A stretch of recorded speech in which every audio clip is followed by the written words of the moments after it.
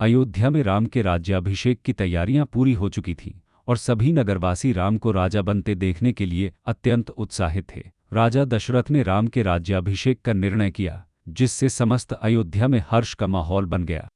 लेकिन इसी बीच राजा दशरथ की सबसे प्रिय रानी कैकेयी, जिसे राजा ने कभी एक युद्ध में उसकी सहायता के लिए 2 वरदान देने का वचन दिया था, ने इन वरदानों की याद दिलाई। मंथरा नामक दासी ने कैकेयी के मन में यह विचार डाला कि अगर राम राजा बन जाते हैं तो उसका पुत्र भरत हमेशा राम के अधीन रहेगा। मंथरा की बातों से प्रभावित होकर कैकेयी ने राजा दशरथ से अपने 2 वरदान मांगे।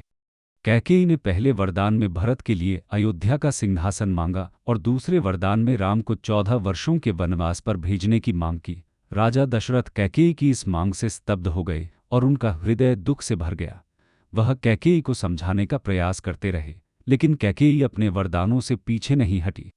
राजा दशरथ अपने वचन के प्रति बाध्य थे और अंततः उन्होंने कैकेयी की मांग स्वीकार कर ली।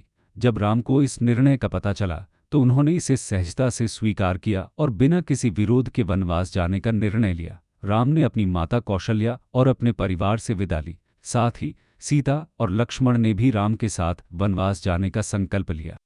सीता अपने पति के प्रति समर्पण के कारण और लक्ष्मण अपने बड़े भाई राम की सेवा में वनवास जाने के लिए तैयार हो गए।